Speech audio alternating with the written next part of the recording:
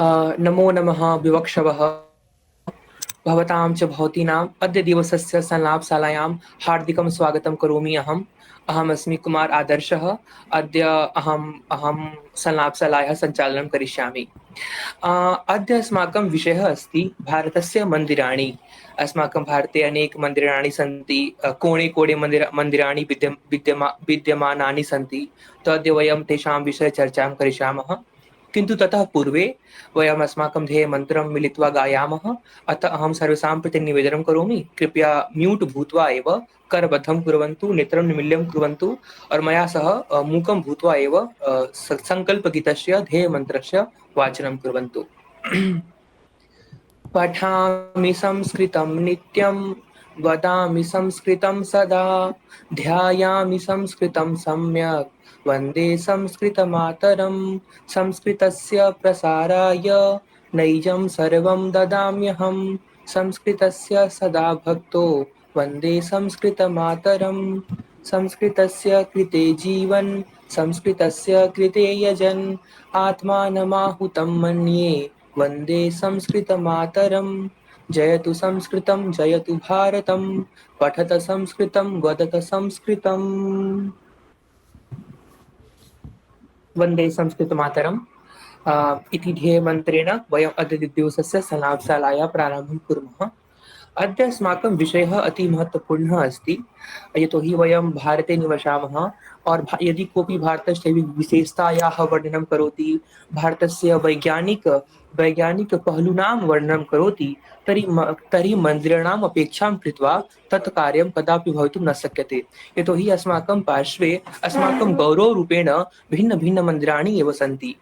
अस्माकं देशे मन्दिरनिर्माण इति परम्परा मौर्यकालात् एव प्रारम्भः जातः और गुप्तकाले तु अस्माकं स्वर्णिम युगः आसीत्। तस्मिन् समये अनेक मन्दिराणि अस्माकं देशे निर्मितानि सन्ति स्म। तत्पश्चात् अनेक मन्दिराणि अस्माकं देशे निर्मितानि भवन् सन्ति। भवन्तः पश्यन्तु, भारतवर्षे मन्दिरं केवलं पूजास्थलं नासीत्। भारतवर्षे मन्दिराणां स्थानं च, मन्दिराणां योगदानम् एकं एकं सङ्ग्रहरूपेण अपि आसीत्। सम्पूर्णधनानां लक्ष्मीनां सङ्ग्रहणं मन्दिरे एव भवति स्म। बालकाः बालिकाः वा ये अपि छात्राः आसन् ते मन्दिरे भूत्वा एव अध्ययनं करोति स्म। अर्थात् मन्दिरः सञ्चालकस्य, मन्दिरः सम्पूर्णराष्ट्रस्य, सम्पूर्णराज्यस्य केन्द्रः आसीत् स्म और मन्दिरः एव सञ्चालनं करोति स्म सम्पूर्णराज्यस्य। अतः भारते बहु महत्त्वपूर्णता अस्ति मन्दिरस्य। यदि वयं राष्ट्रकूट साम्राज्यस्य विषये वदिष्यामः, चालुक्यसाम्राज्यविषये वदिष्यामः, तर्हि साञ्ची तस्य मन्दिरमस्ति। तो अस्माकं कृते तु आश्चर्यमपि अस्ति और मम मनसि तु एषा वार्ता आगच्छति, किम् अस्य प्रकारस्य रचना अधुना आधुनिकयुगे सम्भवति वा? यतोहि एकः पर्वतः अस्ति, कृत्वा मन्दिरनिर्माणम् अभवत् और ते मन्दिराणि अधुनापि कालजयानि सन्ति। तो तेषां कालजयिनां मन्दिराणां विषये अद्य अस्माकं चर्चा अस्ति। तस्य निर्माणकलाविषये, तस्य आधुनिकसभ्यतायां योगदानविषये, तस्य वास्तुकलाविषये, तस्य प्राकृतिकसौन्दर्यताविषये अद्य वयं चर्चां करिष्यामः। अतः अस्माभिः सह अद्य अनेके वक्तारः विराजमन्तः सन्ति। अहम् एकमेकं कृत्वा तान् आवाहयामि स्व उद्बोधनस्य कृते। सर्वप्रथमम् अमितः प्रफुल्लितः अस्ति, यतोहि तयारी सम्यक् अस्ति, अतः सम्यक् दृश्यते। तो अहम् अमितं प्रति सर्वप्रथमम् अनुरोधं करोमि, कृपया मञ्चे आगत्य स्वविचारं स्थापयन्तु। अमित जी, स्वागतमस्ति। धन्यवाद। नमो नमः सर्वेभ्यः। अद्य विषयः अस्ति भारत मन्दिरं। तो अहं किञ्चित् मन्दिरम् उपरि वार्ता करोतु। किञ्चित् संरचना उपरि अद्य अहं वार्ता कर्तुं शक्नुमः। किमर्थं संरचनां संरचनां प्रकारं वास्तुकला तो भिन्न भिन्न अस्ति। तो अधुना तो सर्वप्रथम इतिहासे उपरि अहं वदामि। तो भारत मध्ये मन्दिरं पूर्वं घाटी अपि, सिन्धु सभ्यता अपि नास्ति, किन्तु सिन्धु सभ्यता अस्ति। तत्र प्राकृतिक पूजा भविष्यति। तो शनैः शनैः तत्पश्चात् एक देवता रूपी आगच्छति। तत्पश्चात् मन्दिरम् आगच्छति। तो 3000 बीसी से मन्दिरं निर्माणम् अभवत्। सुरुवातीमध्ये किञ्चित् सामान्य मन्दिरम् अस्ति, किञ्चित् अधुना अधुना आधुनिककाले मन्दिरस्य नास्ति, किन्तु सामान्यरूपेण अस्ति। केवलं एक गृह अस्ति, तस्य मे एक देवता, तस्य मे एक देवता अस्ति, तस्य जनाः पूजा करोति। तत्पश्चात् शनैः शनैः भविष्यति, तो 3000 BC पूर्वं निर्माणं भवति। तत्पूर्वम् अपि बौद्धजनम् और बौद्ध धर्म और जैन धर्म मठम् अपि अस्ति।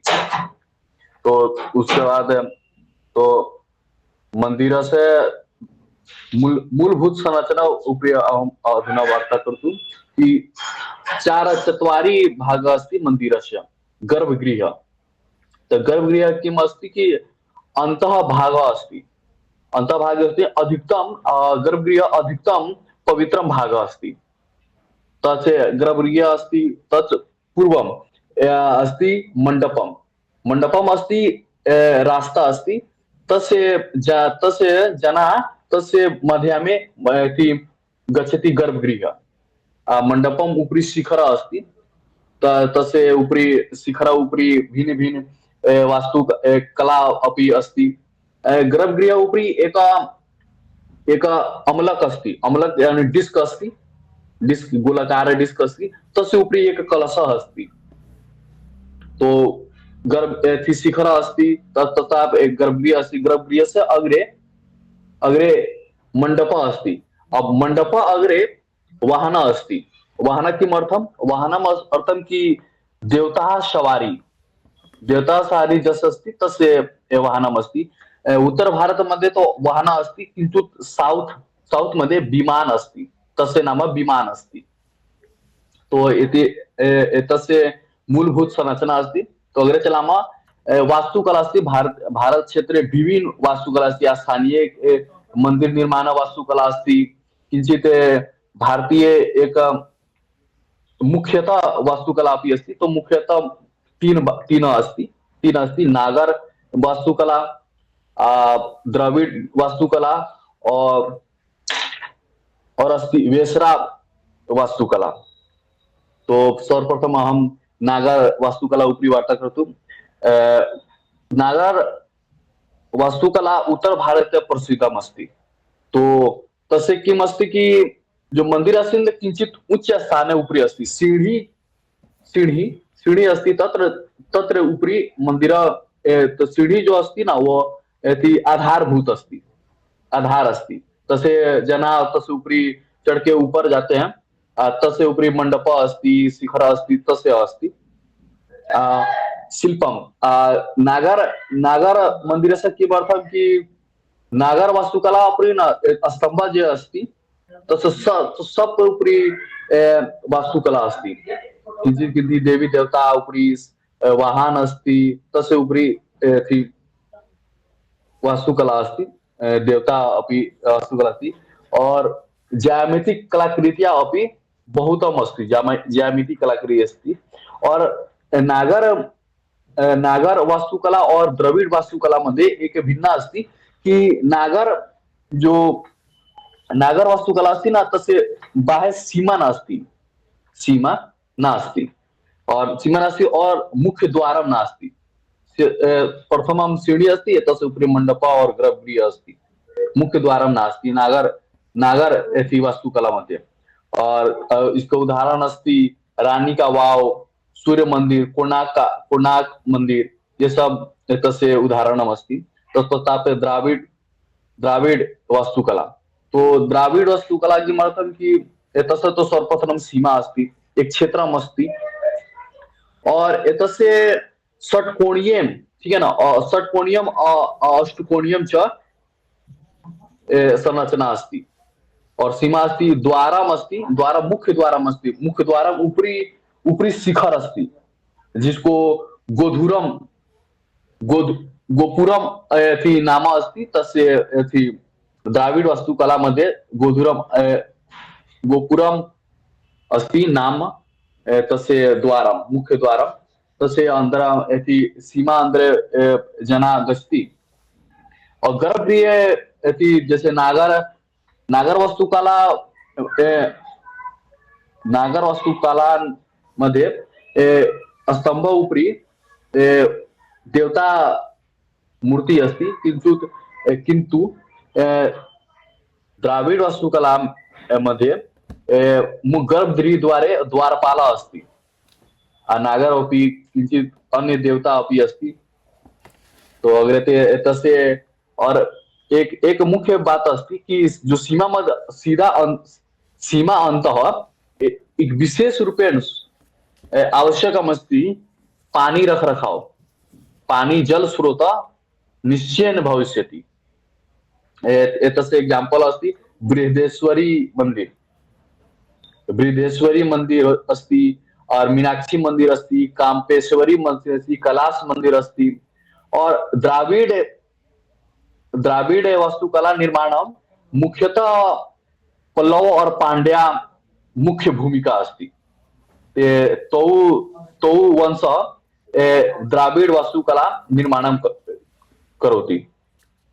तो तसे उदाहरण वक्तुं कि बृहदेश्वरी मंदिर उपरि एक अन्य नाम अपि अस्ति, तस्य नाम किञ्चित् भिन्न जाता। राजा राजेश्वरी, पूर्वं नाम बृहदेश्वरी मंदिर, राजा राजेश्वरी मंदिर इति नाम अस्ति।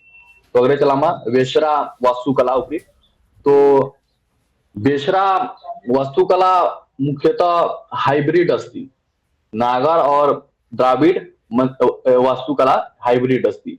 तो तसे किमस्ति की वेश्रा वास्तुकला उपरि ना मंदिरस्य उपरि संस्कृती चित्रकला बहु बृहद अस्ति और किंचित छोटा शिखर अस्ति, छोटा कृष्ण शिखर अस्ति, परंतु बृहद अलंकृतम अस्ति। किंचित न्यूनम अस्ति परंतु बहुत अलंकृतम अस्ति। विशेषरा वास्तुकला मध्ये मध्य भारत और ढक्कन का पठार जो अस्ति ना, तस्य मुख्य भाग अस्ति वेश्रा वास्तुकला इति क्षेत्र।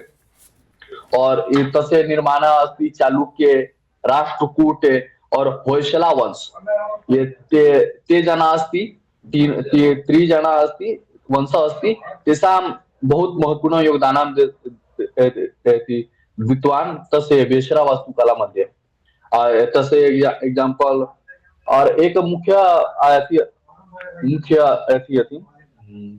मुख्य विशेषता अस्ति कि तस्य वेश उद्धृत आधार अस्ति। उद्धृत आधार मीन्स अस्ति कि निर्माणं न करोति, नीचे अपि अस्ति प्राकृतिक आधार अस्ति, किंचित अपि अन्य जन जैसे राम मंदिर अपि अस्ति कि अंदर आधारभूत अंदर कंक्रीट अपि दत्तवान्, किंतु नास्ति।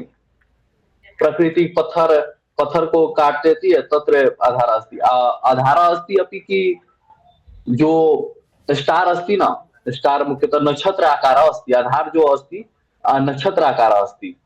और तस्य एग्जाम्पल अस्ति, तस्य उदाहरण अस्ति अलोरा मंदिर, कैलाशनाथ, लड़खांड मंदिर, तस्य एक उदाहरण अस्ति। एतत् त्रीणि नागर, द्राविड और वेश्रा वास्तुकला तस्य तो मुख्यतः अस्ति, किन्तु अपि स्थानीय वास्तुकला अपि अस्ति। तस्य प्रथमा अस्ति चंडेल वास्तुकला। चंडेल अस्ति क्षेत्र अस्ति उत्तर प्रदेश, राजस्थान और मध्य प्रदेश, तेषां जे क्षेत्र अस्ति, ये त्रीणि जे क्षेत्र अस्ति ना, तस्य क्षेत्र चंडेला वास्तुकला अस्ति। तस्य चंडेल वास्तुकला मध्ये बालुकाषाण पत्थर यानी स्टोन पत्थर अस्ति। स्टोन किमर्थं स्टोन किन्तु भूलं जाता अधुना प्रस्तर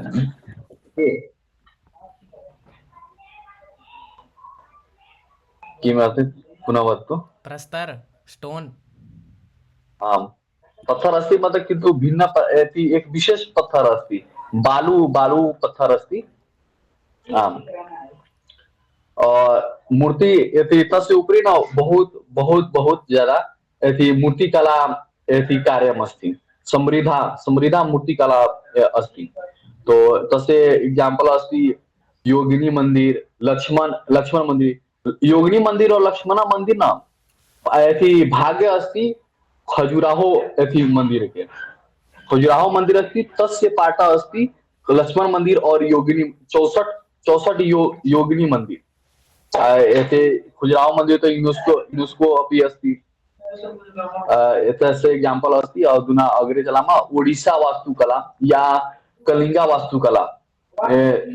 एतस्य कला वास्तुकला द्वि नाम अस्ति। जना जानामि कोऽपि जना जानामि कलिंगा वास्तुकला, अन्यजना जानामि ओडिशा वास्तुकला। ओडिशा मध्ये अस्ति ओडिशा इति। एतस्य निर्माणं पूर्व गंगा वंश महत्वपूर्ण योगदानम् अस्ति। एतस्य कला निर्माणं पूर्व गंगा वंश महत्वपूर्ण योगदानम् अस्ति। एतस्य एग्जाम्पल उदाहरणमस्ति जगन्नाथ मंदिर, सूर्य मंदिर एतस्य एग्जाम्पल अस्ति। और एक विशेष वार्ता अस्ति कि नागर अस्ति न, नागर वास्तुकला अस्ति तस्य उप वास्तुकला अस्ति। उप वास्तुकला अपि एतस्य नाम अस्ति कि नागर अपि मान्यते, जना मान्यते कि नागर का उप सबसे एथी है। तो और यहाँ पर तस्य ऊपरी आकाशे देवता चित्रम, देवता मूर्ति, आकाशीय आकृति, बृहद ज्यामिति आकृति, बड़ा बड़ा बृहद ज्यामिति आकृति तस्य ऊपरी अस्ति। और अग्रे चलामा तो हिल्स वास्तुकला। हिल्स वास्तुकला अस्ति कि हिमालय क्षेत्र अस्ति ना, कुमाऊं, गढ़वाल, कश्मीर तस्य मंदिरम उपरि ना एक कला, एक विशेष कला गंधार कला। अधुना तो गंधार क्षेत्रे पाकिस्ताने मध्ये अस्ति, किन्तु तस्य गंधार कला अस्ति ना तस्य उपरि बहुत प्रभाव अस्ति, बृहत् प्रभाव अस्ति। तो जो हिल्स वास्तुकला अस्ति तस्य जो ऊपरी भाग अस्ति ना समतल अस्ति और न्यूनम कलाकृति अस्ति। न्यूनम इन द सेंस की कम कलाकृतियां है। और एक उदाहरण अस्ति पंदरनाथ मंदिर, शिव मंदिर अस्ति। 8 to 9 सेंचुरी मध्ये तस्य निर्माणं भविष्यति। एक कुमाऊं क्षेत्र अस्ति, जागेश्वर मंदिर तस्य अस्ति। और मूलतः हिमालय क्षेत्रे तस्य हिल्स वास्तुकला अस्ति। तो अधुना तो इति अस्ति इति मम समापनं जातम्। धन्यवादः।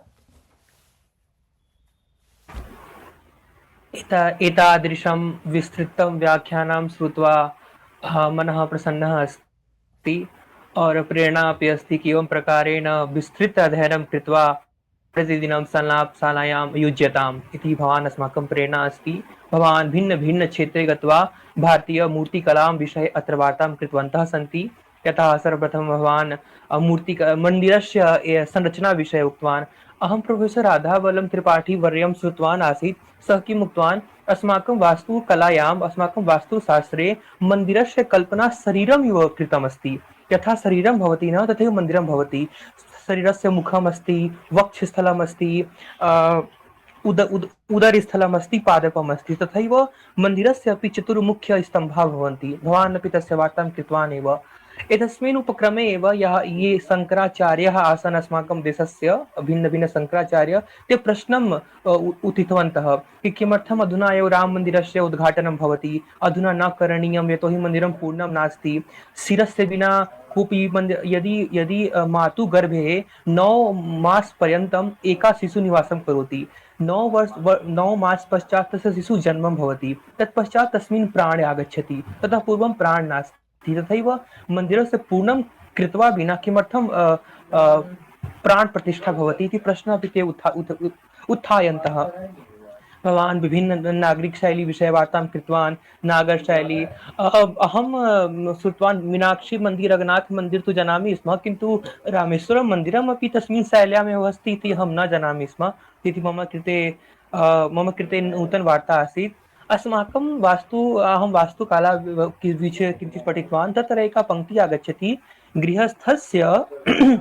गृहस्थस्य क्रिया सर्वं न सिद्ध्यन्ति गृहं विना। अर्थात् गृहस्थानां कोऽपि सिद्धिः गृहं विना न सम्भवति। और अस्माकं यदि वास्तुकला या शास्त्रमस्ति, वास्तुशास्त्रमस्ति, तस्य निर्माणमेव अस्ति गृहस्य निर्माणस्य कृते, मन्दिरस्य निर्माणं कृते। वयं जानीमः अस्माकं वास्तुशास्त्रे दश दिशाः सन्ति, दश दिशाः सन्ति। चत्वारः दिशाः सन्ति एव, किन्तु तत्रापि अनेक दिशाः सन्ति। तो दिशां दृष्ट्वा ईश्वरस्य मुखं कस्मिन् दिशे भवेत् इति सर्वं दृष्ट्वा अस्माकं मन्दिरस्य निर्माणे भवति एव। भवान् भिन्नभिन्नशैलीविषये वार्तां कृतवान् अस्ति। अहं तु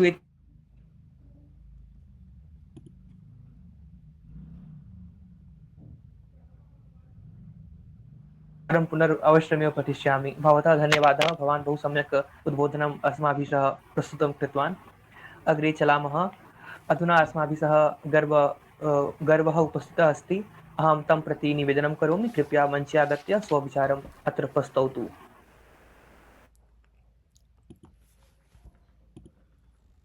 मम अन्तर्जाले कोऽपि समस्या नास्ति वा? सम्यक् अस्ति न? धन्यवादः। तर्हि बहु सम्यक् रूपेण अमितजी भवान् कृतवान्, बहु धन्यवादः, बहु ज्ञानवर्धनम् अभवत्। तर्हि अहं मन्दिरस्य विषये किञ्चित् वदामि अत्र।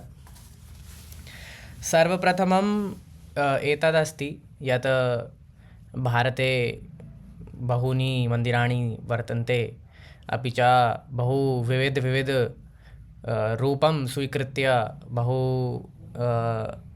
अनेकाः देवताः स्वीकृत्य वा शिवमन्दिराणि अपि सन्ति, विष्णोः मन्दिराणि सन्ति। प्रत्येकस्मिन् देवतां स्वीकृत्य अत्र विविधानि मन्दिराणि सन्ति। तो सर्वप्रथमं तु एतत् एव अस्ति यत् मन्दिरस्य प्रयोजनं बहु महत्त्वपूर्णम् अस्ति भारते। यतोहि अत्र किञ्चित् वार्ता भवति यत् किञ्चित् अभ्यासं यः चलति, रूढ अभ्यासं भवति वा कोऽपि परम्परा अस्ति पूजापाठ मध्ये, तो जनाः वदन्ति कि एतस्य कोऽपि आवश्यकता न वर्तते वा किञ्चित् अनावश्यकम् अस्ति। परन्तु यदि वयं पश्यामः, सम्यक् रूपेण पश्यामः, यदि किञ्चित् अवलोकनं करिष्यामः, तर्हि एषा वार्ता सर्वदा आगमिष्यति यत् ये जनाः मन्दिरस्य स्थापनां कृतवन्तः, अपि च विद्याः निर्माणं कृतवन्तः, तस्य पृष्ठे बहु किञ्चित् महत्त्वपूर्णं भूमिका अस्ति, अपि च विचारम् अस्ति। यतोहि किं भवति यत् ज्ञानविज्ञानं बहु सम्यक्तया लुप्ता भवितुं शक्यते। यदि तस्य सम्यक् रूपेण संरक्षणं न करिष्यामः तर्हि बहु सरलम् अस्ति यत् विज्ञानं लुप्तः भविष्यति भविष्ये। तर्हि मन्दिरस्य सिद्धिः अधुना भवति, यतोहि यदि वयं पश्यामः, मन्दिरं केवलं एतत् एव स्थानं नास्ति यत्र केवलम् एकः मुख्य किम् ऐडल् अस्ति और मुख्य देवता वा भगवान् अस्ति तत्र, और तस्य केवलं पूजा भवति। केवलं एतदपि अस्ति, बहु महत्त्वपूर्णमस्ति, परन्तु केवलम् एतत् नास्ति। यदि वयम् आलोचनामपि करिष्यामः तर्हि सर्वं स्वीकृत्य करिष्यामः। तत्र किमस्ति, मन्दिरे बहु सम्यक् रूपेण ज्ञानस्य विज्ञानस्य वा व्यवहारिकविज्ञानस्य बहु सम्यक् रूपेण तत्र सङ्कलनम् अपि अस्ति वा जनानां, सामान्यं जनानां कृते तत्र सुलभतया ज्ञानमपि अस्ति।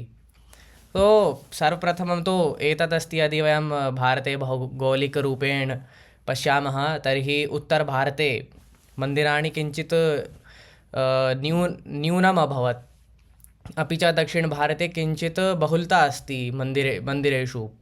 तो एतस्य कारणं तु वयं सर्वे जानीमः एव यत् ये आक्रान्ताः आसन् तो ते उत्तरभारते बहु मन्दिराणि भङ्गानि कृतवन्तः। तर्हि अधुना तु अहं फैक्ट् अपि अस्ति, बहु सम्यक् रूपेण सीताराम गोयलः अस्ति, सः एकः प्रामाणिकरूपेण सङ्कलनं कृतवान्। तत्र सः लिखितवान् यत् 40,000 मन्दिराणि मुगल् डैनेस्टी मध्ये भङ्गानि जातानि। तर्हि अधुना एषा वार्तापि चलति यत् दक्षिणभारते जनाः वदन्ति किञ्चित् आक्रोशमस्ति उत्तरभारतस्य प्रति यत् केवलम् अत्र एव मन्दिराणि सन्ति, परन्तु ते जनाः किञ्चित् विस्मृतं भवति स्म यत् ये जनाः उत्तरभारते निवसन्ति स्म ते एव युद्धं कृतवन्तः, अपि च यः अपि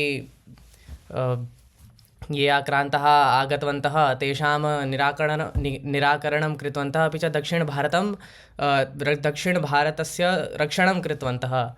तर्हि तत्र अधुनापि वर्तमाने मन्दिराणि शेषानि सन्ति।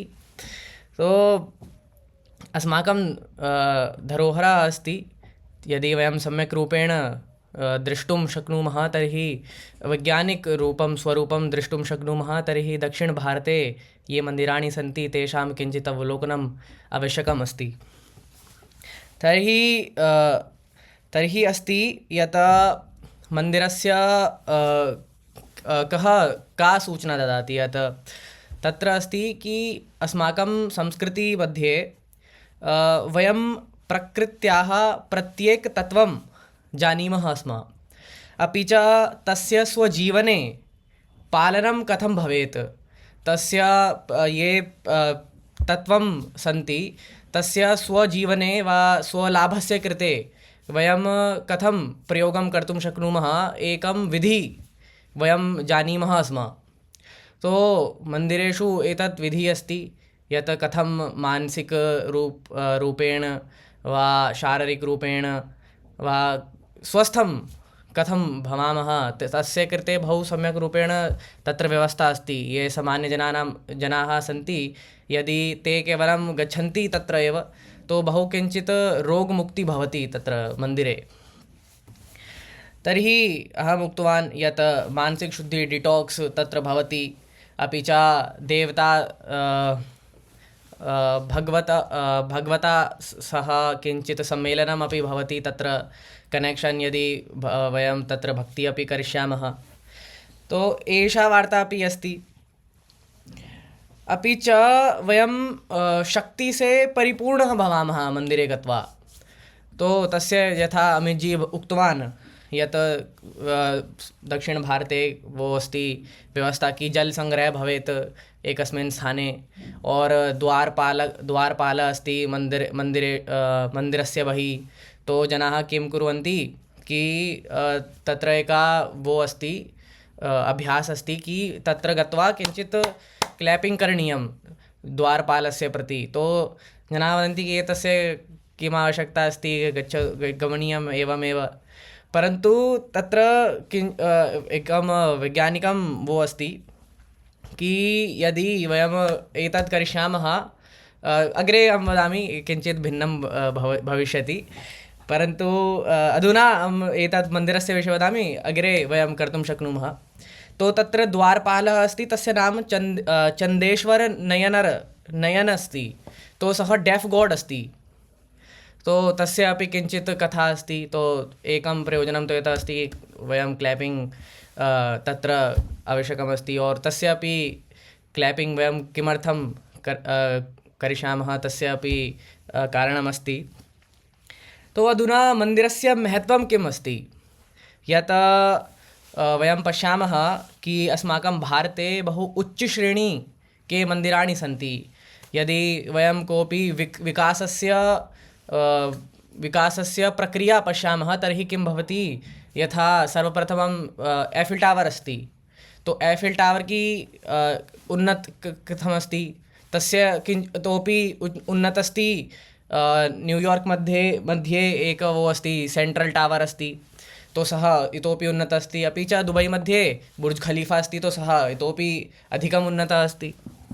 परन्तु यदि भारते वयं पश्यामः तर्हि वार्ता एवम् अस्ति कि यथा यथा वयं पृष्ठे गमिष्यामः तर्हि वयं द्रष्टुं शक्नुमः यत् विकासः अधिकम् अस्ति। यथा भवान् उक्तवान् कि वो अजन्ता इलोरा केव्स् सन्ति अत्र, तो बहु क्लिष्टमस्ति निर्माणप्रक्रिया। जनाः बहु सरल कार्यं नास्ति तत्र, कि केवलम् एकं प्रस्तरम् अस्ति, बहु विशाल प्रस्तरम् अस्ति, और तस्य उत्कीर्णं कृत्वा स्कूप औट् कृत्वा मन्दिरं निर्माणम् अस्ति, तो एषा वार्ता तु और बहु विशाल क्षेत्रमपि अस्ति। तो एषा यदि वयं पश्यामः तो कोऽपि सामान्यवार्ता नास्ति। इतोपि दक्षिणभारते यथा होय्सालेश्वर मन्दिरम् अस्ति, चनकेश्वा मन्दिरमस्ति। तो तत्र यदि वयं कृति पश्यामः कि कथं निर्माणमस्ति, यदि पिलर् अस्ति तत्र बहु सम्यक् रूपेण गोलाकारम् अस्ति, तो एतत् हात् से निर्माणं सम्भवं नास्ति। तो तस्य कृते बहु उपकरणं मशीन् यदि वयं पश्यामः तो आवश्यकता अस्ति। तो ये जनाः वदन्ति कि केवलं हस्तशिल्पकार्यम् अस्ति, तो एवं नास्ति। बहु सम्यक् रूपेण अस्माकं पार्श्वे काम्प्लेक्स् मशीनरी आसीत्। तो एतत् बहु किञ्चित् वदति यत् जनाः ये अत्र वर्तमान पीढ़ी अस्ति, वर्तमान जनरेशन् अस्ति, तेषां कृते बहु महत्त्वपूर्णम् अस्ति कि ते एतत् सर्वं जानन्ति, स्वधरोहरं जानन्ति। एतस्य प्रभावं बहु बलिष्ठं भवति यदि वयं पश्यामः तो अस्माकं संस्कृतिं प्रति, अस्माकं इतिहासं प्रति यदि सम्यक् ज्ञानं नास्ति तर्हि वयं मिस्अण्डर्स्टाण्डिङ्ग् वा राङ्ग् इन्फार्मेशन् अपि प्रसारयन्ति। तो एतत् सम्यक् नास्ति। अस्माकं संस्कृतिमध्ये यः पोटेन्शियल् अस्ति तस्य सम्यक् रूपेण ज्ञानं वयं स्वीकर्तुम् इच्छां निश्चयेन करिष्यामः। अपि च एका वार्ता अपि अस्ति यत् रामप्पा मन्दिरम् अस्ति, तेलङ्गानामध्ये रामप्पा मन्दिरम् अस्ति। तो तत् मन्दिरं यूनेस्को मध्ये अपि हेरिटेज् सैट् अस्ति एकं। तो तत्र अस्ति भूकम्पनिषेधकविधि से निर्माणम् अस्ति तस्य। अपि च यः इष्टिका अस्ति तत्र इष्टिका ईट् अस्ति, तो नेचुरल् नास्ति, वो भी कृत्रिम तदपि सा अपि कृत्रिम इष्टिका अस्ति। कोऽपि नेचुरल् ईट् नास्ति वो। और तस्य किञ्चित् विशेष प्रापर्टी अस्ति यत् फ्लोट् कर्तुं शक्यते, जलस्य उपरि तरति इष्टिका। तो एतत् बहु सम्यक् अस्माकं पार्श्वे विज्ञानम् आसीत्। किमस्ति स्थापत्यशास्त्र, भारतस्य स्थापत्यशास्त्रमध्ये बहु सम्यक् रूपेण वो अस्ति, तकनीक् अस्ति। इतोपि अहम् एतद् वक्तुम् इच्छामि यत् मन्दिरेषु यः अपि शिल्प भवति, यः अपि प्रतिमा भवति, तस्य अपि बहु महत्त्वता अस्ति। यतोहि किं भवति, यदि वयं पृष्ठे लिखिष्यामः, यदि पेज् के उपरि वयं लिखिष्यामः तर्हि लुप्तः बहु सरलता अस्ति कि लुप्तः भविष्यति। परन्तु यदि तस्य उत्कीर्णं वयं करिष्यामः तो किं भवति कि कालजयी भवति, बहु दीर्घकालस्य कृते संरक्षणं भवति तस्य। तो यदि मुख्यतः यदि दक्षिणभारते वयं मन्दिराणि पश्यामः तर्हि एतत् अस्ति कि मन्दिरम् एका विकिपीडिया अस्ति। यदि वयं पश्यामः विकिपीडिया इत्युक्ते कि तत्र ज्ञानस्य सङ्ग्रहम् अस्ति, और केवलं कोऽपि एक विशेष व्यक्ति तस्य कृते नास्ति, परन्तु सर्वेषां कृते तत्र किञ्चित् किञ्चित् अस्ति। तस्मिन् काले तो अस्माकं पार्श्वे दूरवाणी नासीत्, है ना। तो तदा किं भवति, किञ्चित् ये बालकाः सन्ति तेषां कृते अपि तत्र व्यवस्था अस्ति। अहं वदामि कि मन्दिरे विभक्ता अस्ति। यदि वयं पश्यामः न कि स्तरः अस्ति मन्दिरे अपि, प्रथम तल ग्राउंड, तर्हि प्रथम तल, द्वितीय तल, तृतीय तल, तो एवं अस्ति। तो तत्र अपि प्रयोजनम् अस्ति कि जो यः अधः सर्वेषु अधः तलः अस्ति, तत्र किमस्ति, यदि वयं पश्यामः कि जानवरस्य, यथा हाथी अस्ति, गजः अस्ति, गजः दुग्धं पिबति, वा वानरः कोऽपि अजस्य उपरि धावनं करोति। तो एवं प्रकारेण चित्राणि वा शिल्पकारी अस्ति। तो सः अस्ति, यदि वयं पश्यामः कि ये 5 वर्षीयाः न्यूनं बालकाः सन्ति तेषां कृते तत्र व्यवस्था अस्ति। यदि तेषां कृते बहु रोचकम् अस्ति सः, कि जानवरं यदि ते पश्यन्ति, तत्पश्चात् यदि प्रथमतले वयं पश्यामः तर्हि आगच्छति सङ्गीतस्य वा नृत्यस्य कला। तो एतत् ये जनाः 6 to 10 इयर्स् के सन्ति तेषां कृते बहु सम्यक्, तेषां कृते तत्र स्थापना अस्ति। अपि च अग्रे किमस्ति, वैज्ञानिक तकनीक की तत्र शिल्पकारी अस्ति।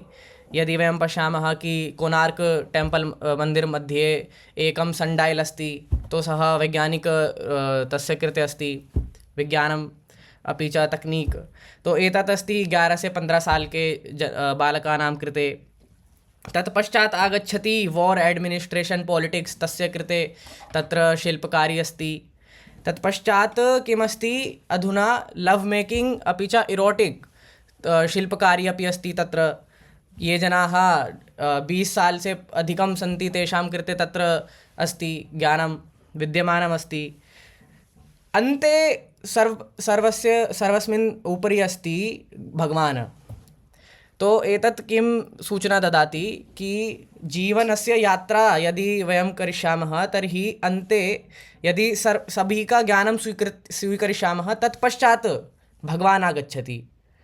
तो एतत् बहु सम्यक् ज्ञानं ददाति और सर्वेषु स्थानेषु बहु सम्यक् रूपेण सङ्कलनमस्ति। तो एतदेव वदामि अहं। धन्यवादः।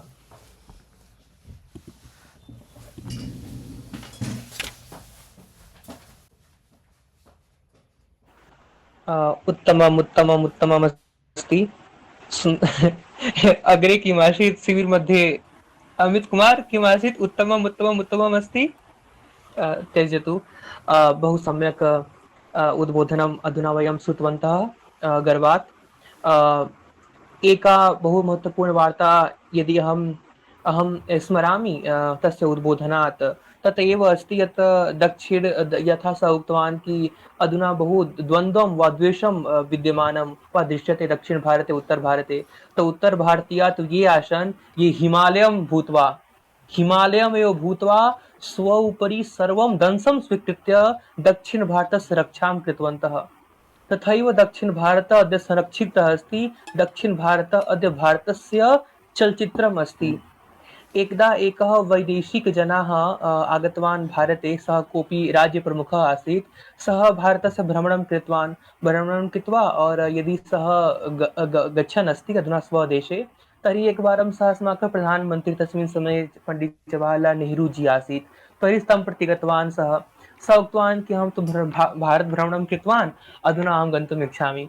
तर्हि प्रधानमन्त्री तं प्रति प्रश्न पृष्टवान्, भवान् कुत्र भ्रमणं कृतवान्, किं दृष्टवान् भारते? सः उक्तवान्, अहम् उत्तरप्रदेशे एतत् मन्दिरं काशी दृष्टवान्, अयोध्यां दृष्टवान् इति सर्वम् उक्तवान्। सः बङ्गप्रदेशे इति एव। भवान् दक्षिणभारते न गतवान् अस्ति वा? न, अहं तु न गतवान्। तस्मिन् समये नेहरू जी एषा वार्ता स्वडिस्कवरी ऑफ इंडिया मध्ये लिखति, यावत् पर्यन्तं भवान् दक्षिण भारतस्य अवलोकनं न करोति, यावत् पर्यन्तं भवान् दक्षिण भारतस्य दर्शनं न करोति, तावत् पर्यन्तं भारतस्य दर्शनं भवितुं न शक्यते। तो दक्षिण भारतः तु साक्षात् भारतः अस्माकम् अस्ति एव।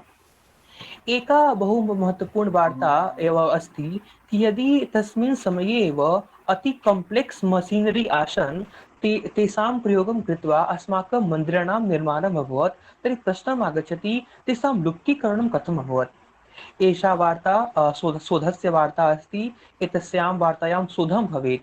यदि अधुना पश्यतु, यदि कस्मिन् जने वा कस्मिन् मानसे समाजे मन्दिरनिर्माणस्य कला अस्ति, अधुनापि कला विद्यमाना अस्ति, यतोहि पारम्परिकी भवति स्म। यथा सः उक्तवान् न कि एकप्रस्तरस्य एव मन्दिरं निर्माणं भवति।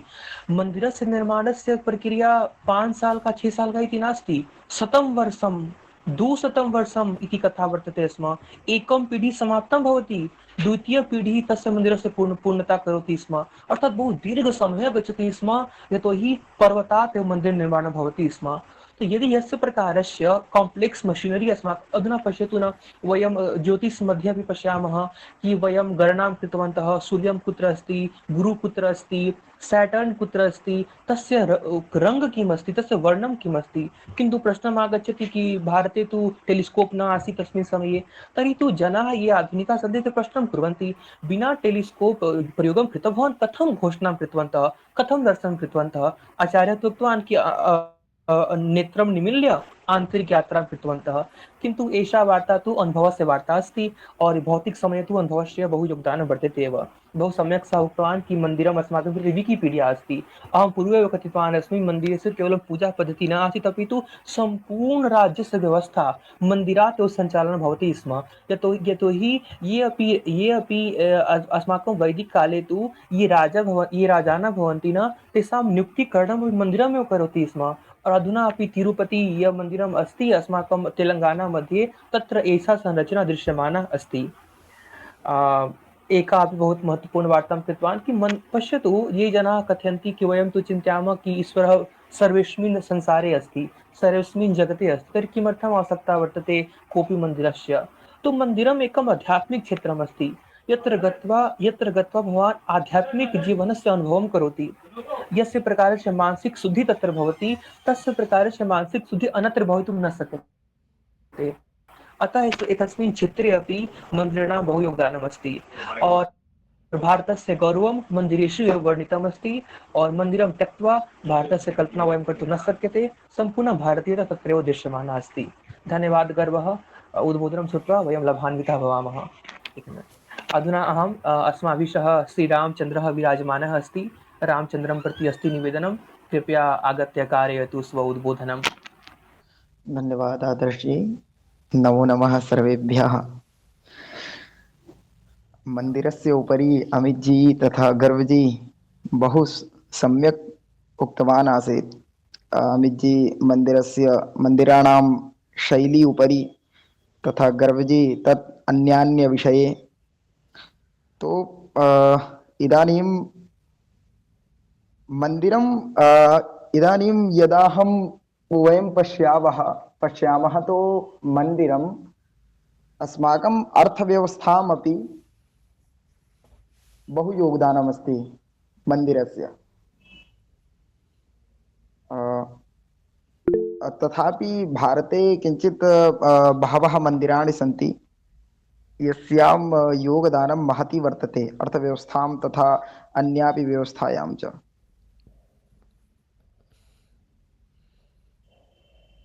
तथा मन्दिरे किञ्चित् वैशिष्ट्यमपि तत्र गत्वा एक आध्यात्मिक ऊर्जायाः अनुभवमपि भवति। यथा उत्तराखण्डस्य मन्दिराणि सन्ति, हिमालयात् मन्दिराणि सन्ति, तत्र गत्वा एक विशेष ऊर्जायाः अनुभवं भवति। अस्माकं भारते तो बहवः मन्दिराणि सन्ति, यथा 51 शक्तिपीठ अस्ति, 12 ज्योतिर्लिङ्गानि सन्ति, तथापि अन्यान्य देवतानाम् ईश्वराणां मन्दिराणि सन्ति। और तस्य प्रतिनिधि, तस्य छाया, तस्य संकल्पना कृत्वा तस्य मूर्तीनाम् अपि प्रतिष्ठापनं तत्र भवति।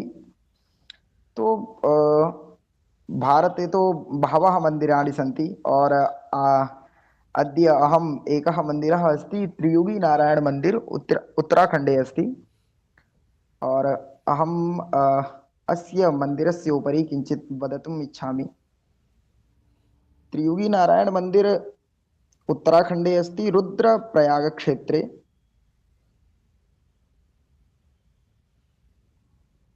और यदा वयं उत्तराखण्डे 4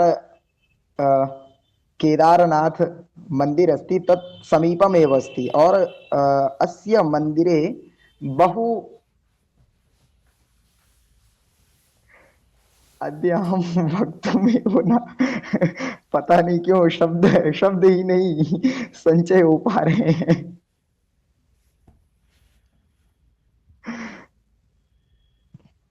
अहं किञ्चित् वदामि कि हिन्दू पौराणिक कथानुसारम् अत्र त्रियोगीनारायणमन्दिरे पार्वतीदेवी अस्ति।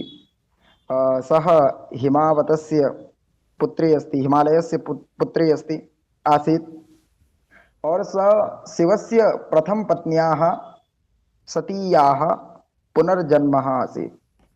पार्वती माता यस्याः पिता शिवस्य अपमानं कृतवान् आसीत् सतीप्रथा। तो पार्वती माता प्रारम्भे शिवं सौन्दर्येण लोभयितुं प्रयत्नं कृतवती, परन्तु असफलतां प्राप्तवती। अन्ते स त्रियुगी नारायणतः दूरे, किञ्चित् दूरे एकः मन्दिरः अस्ति, गौरीकुण्ड अस्ति तत्र।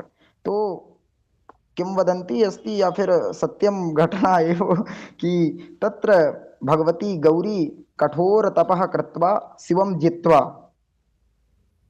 और त्रिगुणालय मंदिरम ते तौ गच्छतः।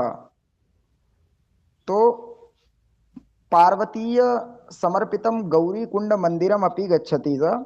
तो यत् केदारनाथ मंदिरस्य पदयात्रायाः आधार शिबिरमस्ति और पौराणिककथाः कथयन्ति कि यत् शिवः गुप्तकाशी अस्ति उत्तराखण्डे एव, यथा काशी पञ्चकाशी अस्ति कि सप्तकाशी अस्ति, तो तत्र एका गुप्तकाशी अपि अस्ति। तो गुप्तकाशी नगरे पार्वतीं प्रस्तावम् अयच्छत् शिवः।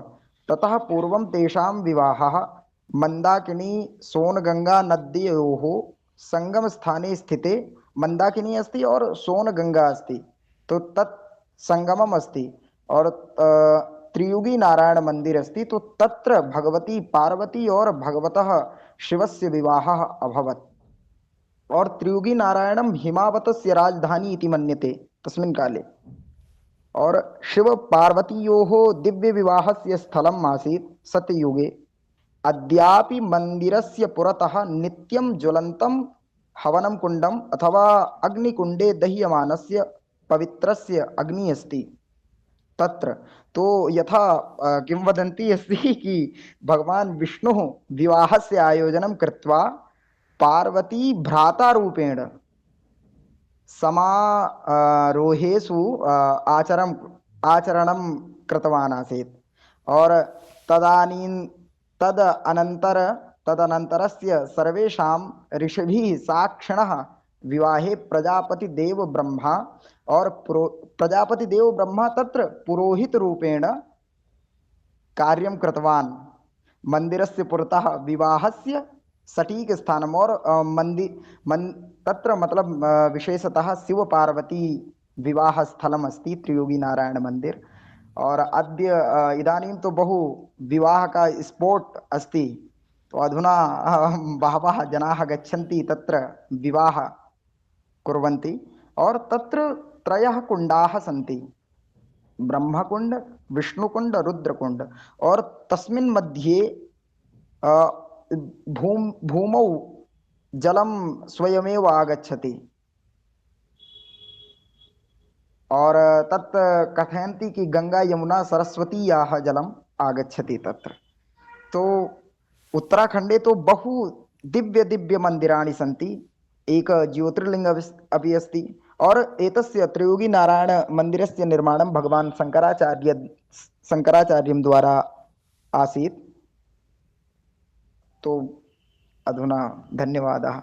अद्य अहं पता नहीं क्यों किञ्चित् वक्तुं शक्नोमि, परन्तु शब्दसञ्चयमेव न भवति।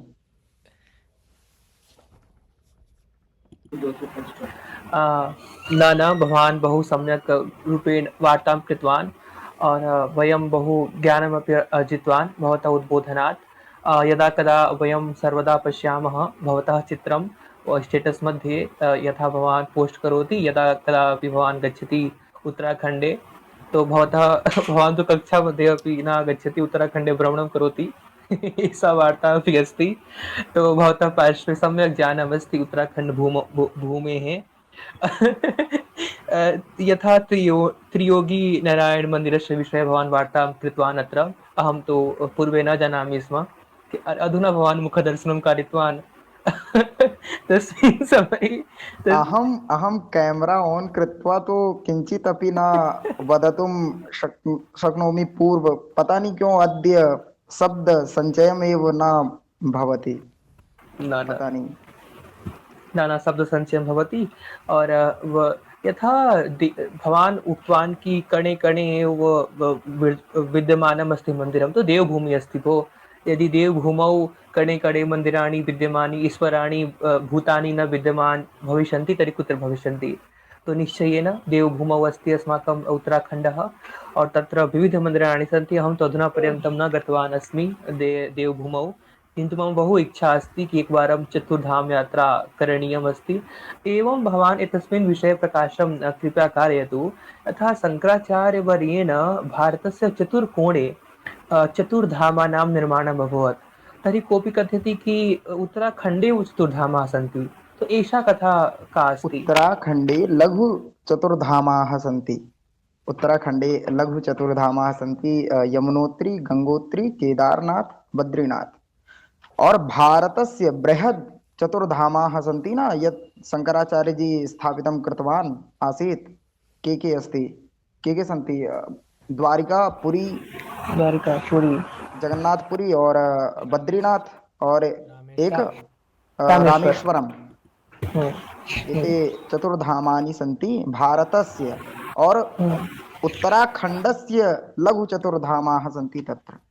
यदा यमुनोत्री, जहाँ यत्रतः भगवती यमुनायाः उद्भवं भवति, गङ्गोत्री यत्रतः भगवती गङ्गायाः उद्गमं भवति, और केदारनाथ ज्योतिर्लिङ्ग, और बद्रीनाथ। बद्रीनाथ तो भारतस्य धामानि मध्ये एक धामः अस्ति।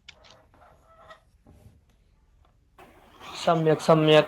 तो अहमपि एतामपि अहं श्रुतवान् कि सुलभताकारणात् एव शङ्कराचार्यमहोदय लघुधामानां निर्माणं कृतवान्।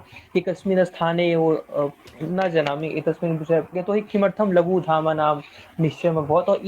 इदं कार्यं शङ्कराचार्यमहोदयेनैव कृतमस्ति वा कोऽपि अन्यः जनाः कृतवन्तः? एतस्मिन् विषये भवान् चतुर्धामस्य लघुचतुर्धामस्य कल्पना केन कृतमस्ति? एतत् अहं न जानामि। अस्तु अस्तु, सम्यक् सम्यक्। धन्यवादः रामजी, बहु धन्यवादः। अधुना अस्माभिः सह सुप्तावस्थायां विराजमान् अस्ति श्री ओङ्कारनाथ झावर्यम्। अहं तं महोदयं प्रति निवेदनं करोमि, कृपया आगच्छतु, वदतु, मार्गदर्शनं करोतु। स्वागतमस्ति।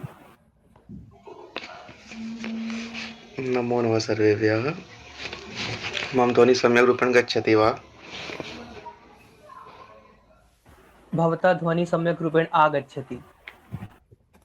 समीचीनं।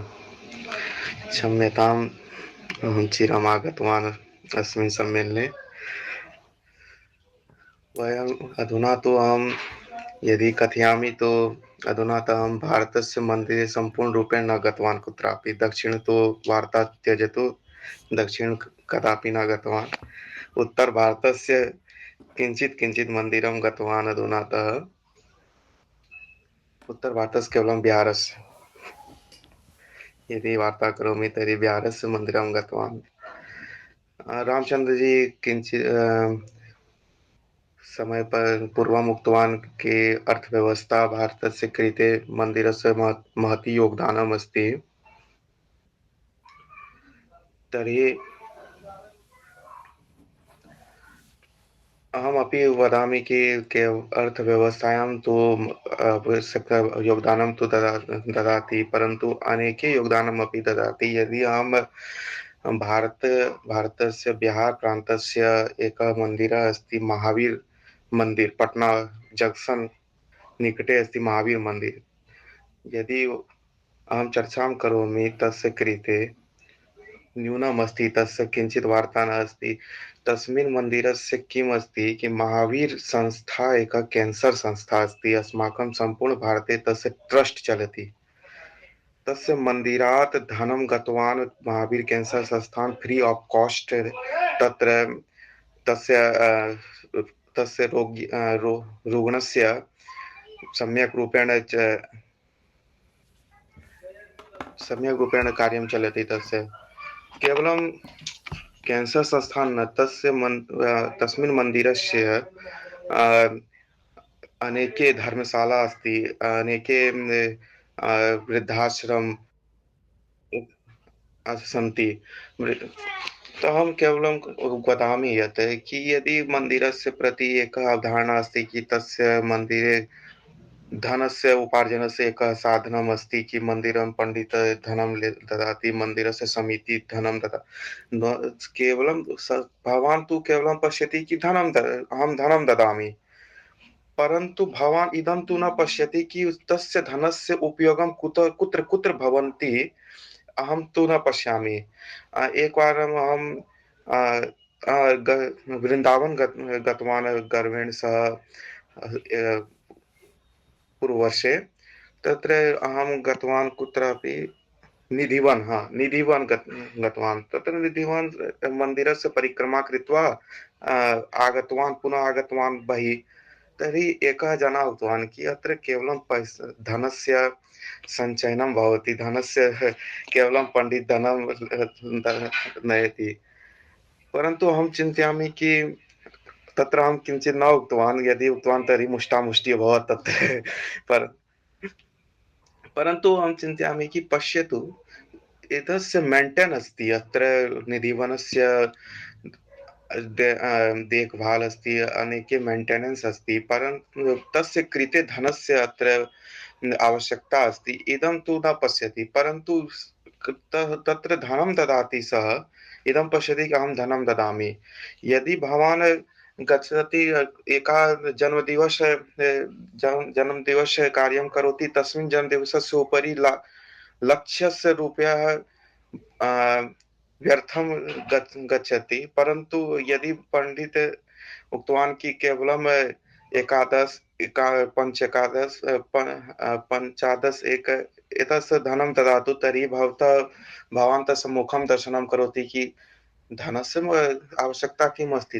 भोः धनस्य आवश्यकता तस्य नास्ति, धनस्य आवश्यकता यदि मन्दिरे अस्ति, तो मन्दिरे अनेके व्यवस्था अस्ति। अहं महावीरमन्दिरस्य वार्तां कृतवान्, तो तर्हि यदि केन्सर् संस्थान सम्पूर्ण भारते चलति, तस्य केन्सर् संस्थान, एक केन्सर् संस्थाने अनेके रुग्णाः आगच्छन्ति, तस्य कृते अनेके औषधानि तत्र सन्ति, अनेके चिकित्सकाः आवश्यकाः सन्ति, तस्य कृते धनस्य तु आवश्यकता अस्ति। तो एतस्य यदि मन्दिरं वार्ता करोमि, तर्हि तु महावीरमन्दिरस्य अधुना तु अहं सम्यक् रूपेण जानामि कि तस्य इतिहासः किमस्ति, तस्य कार्यं किमस्ति। तो अधुना तु अहं महावीरमन्दिरं गतवान्। पुनः आगतवान् अस्माकं मिथिलाञ्चले जनकनन्दिनी जानकी जन्मस्थलम् अस्ति, जनकपुरधाम। तत्र इतिहासः अस्ति, रामायणकालात् अस्ति कि माँ जानकी जन्मस्थलम् अस्ति तत्र।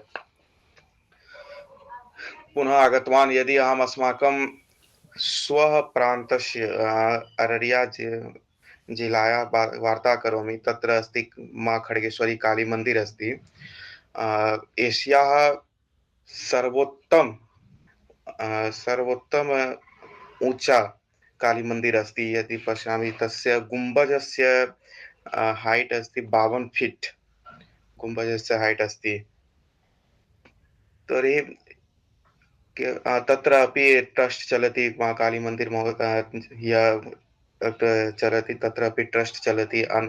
अनाथालय कृते तस्य अनाथालय अस्ति मम अररिया नगरे, तो तत्र ट्रस्ट् चलति। तो इदं वार्ता अस्ति कि मन्दिरं तु केवलं धनसमुपार्जनं नास्ति, मन्दिरस्य अस्माकं कृते सहायतायाः कृते अपि अस्ति। अधुना तु एतत् मन्दिरं गतवान्, तस्य कृते अहं वार्ता जानामि। धन्यवादः। अ, सम्यक् ओंकार जी, भवान् सम्यक् उक्तवान्। एकम् एक निमेष प्रतीक्षा। अ, हाँ, तो यथा ओंकार जी भवान् उक्तवान् कि मेण्टेनेन्स्य आवश्यकता वर्तते, अतः धनं स्वीकरणीयमस्ति। अयि बहु चिन्तनीयं भवेत्।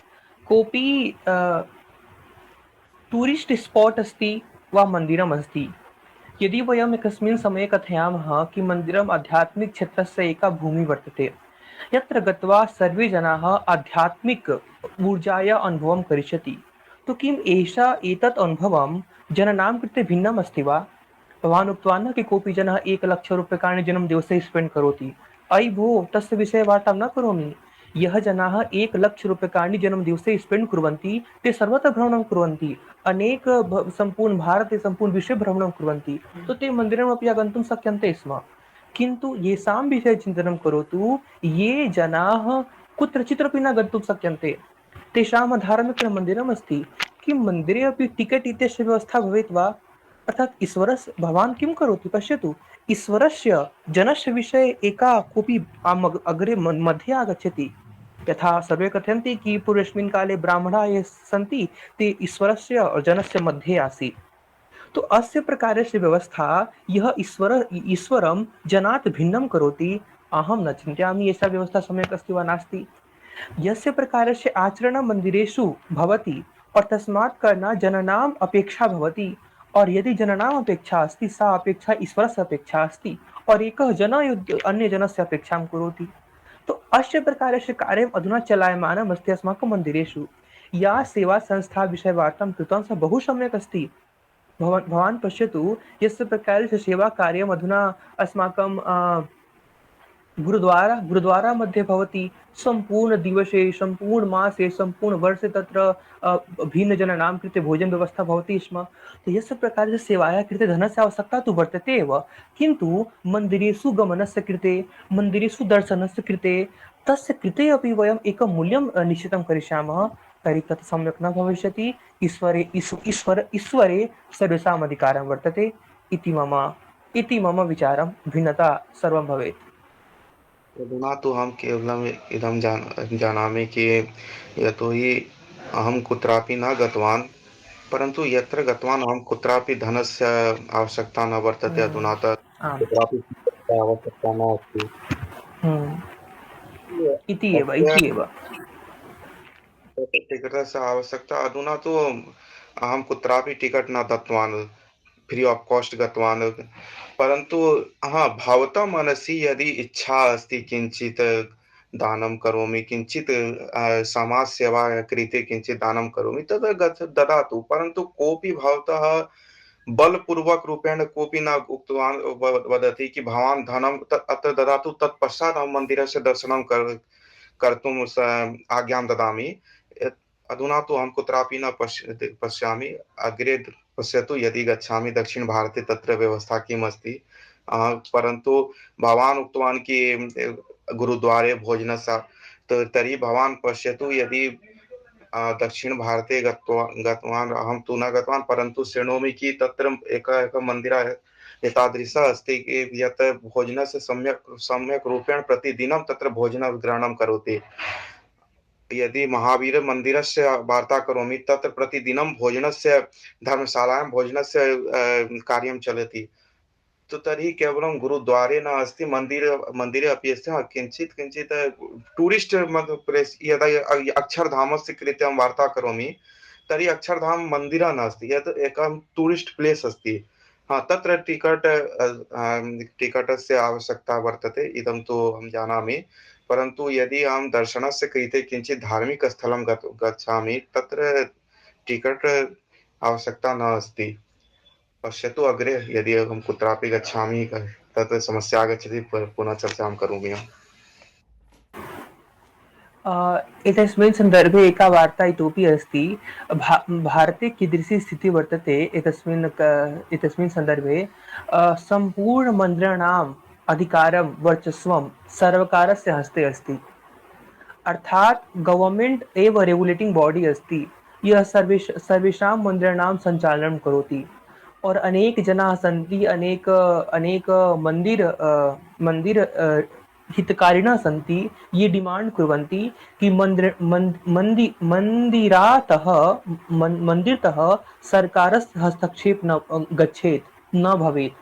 तो एतस्मिन् विषये अपि भवन्तः पठन्तु। अनेक आर्टिकल्स् अपि नित्यप्रति आगच्छति। यतोहि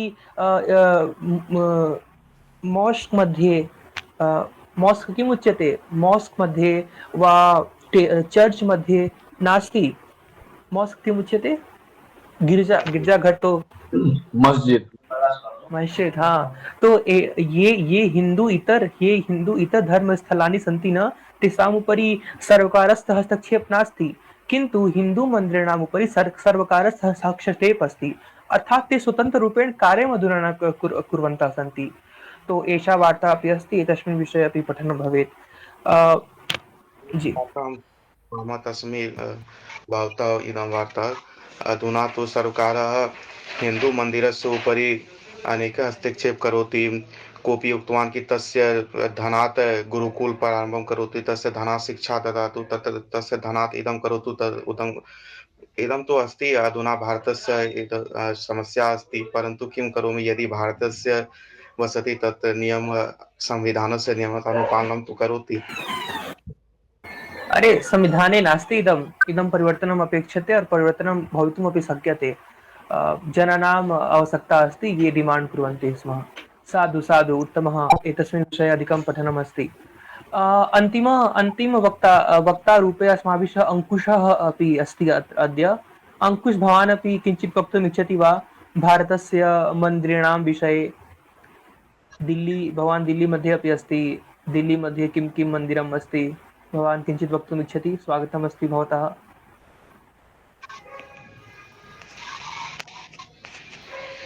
दादा मन्दिरं न गच्छामि।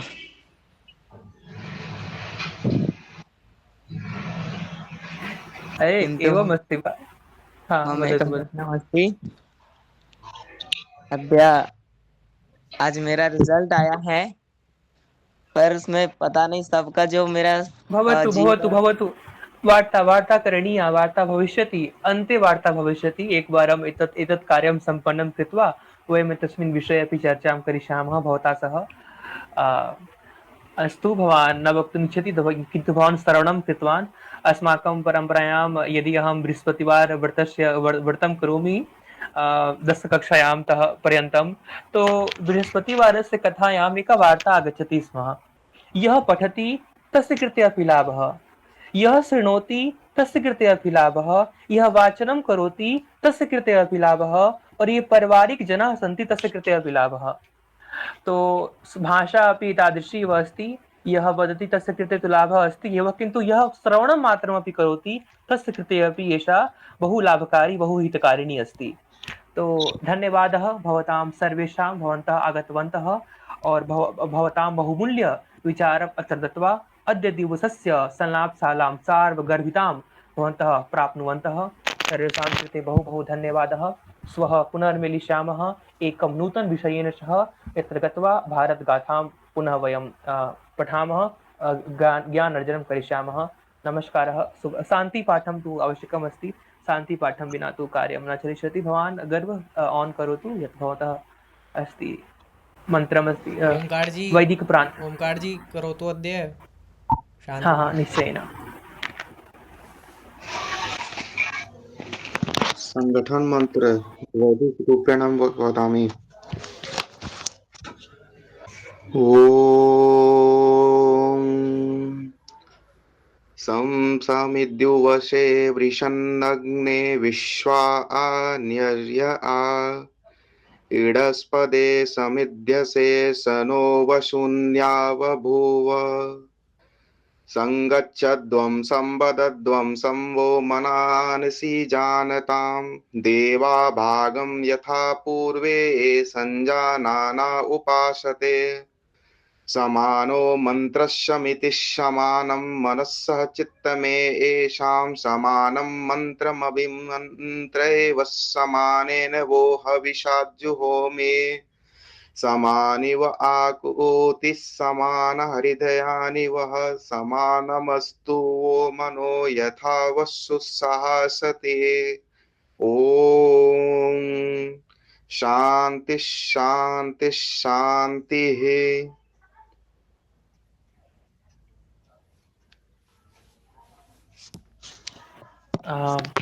निश्चयेन अस्माकं मनः अपि समान एव भवेत् इति